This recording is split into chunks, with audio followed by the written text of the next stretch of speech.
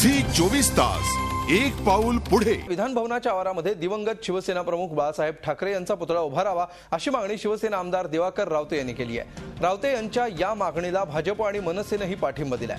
विधान भवन आवारातल्या राष्ट्रपुरुषांच्या पुतळ्यांबाबत एक महत्त्वाची बैठक उद्या होणार आहे। सध्या शिवाजी महाराजांचा पुतळा वगळता ज्योतिबा फुले, यशवंतराव चव्हाण, बाबासाहेब आंबेडकर, छत्रपती शाहू महाराज यांच्या पुतळ्यांची विधान भवनाकडे पाठ आहे।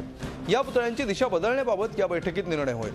तसंच मारोतराव कन्नमवार, शंकरराव चव्हाण, सुधाकरराव नाईक आणि विलासराव उभारावा अशी मागणी रावते यांनी केली आहे।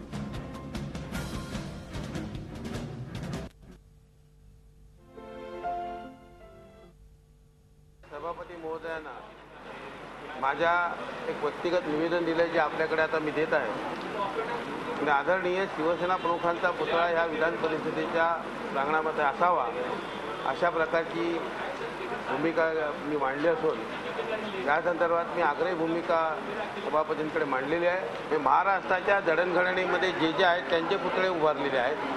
तर शिवसेना प्रमुखांचं योगदान हे नक्कीच तोला मोलाचं असल्यामुळे त्यांचा या विधिमंडळाच्या प्रांगणामध्ये पुतळा उभारावा अशा प्रकारची चर्चा झाली।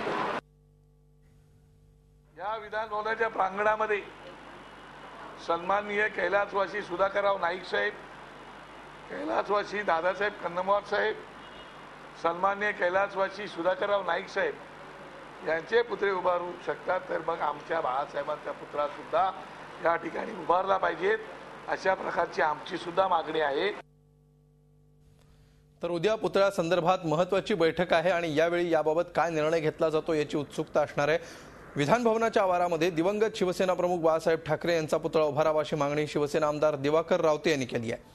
रावते यांच्या या मागणीला भाजप आणि मनसेनेही पाठिंबा दिलाय। त्यांच्या प्रतिक्रियाही आता आपण बघितल्या। विधान भवन आवारातल्या राष्ट्रपुरुषांच्या पुतळ्यांबाबत एक महत्त्वाची बैठक उद्या आहे आणि सध्या शिवाजी महाराजांचा पुतळा वगळता ज्योतिबा फुले, यशवंतराव चव्हाण, बाबासाहेब आंबेडकर, छत्रपती शाहू महाराज यांच्या पुतळ्यांची विधान भवनाकडे पाठ आहे। तर या पुतळ्यांची दिशा बदलण्याबाबत या बैठकीत निर्णय होणार आहे। त्याचबरोबर मारोतराव कन्नमवार, शंकरराव चव्हाण, सुधाकरराव नाईक आणि विलासराव देशमुख यांचे पुतळे नव्याने उभारण्याबाबत सुद्धा चर्चा होणार आहे।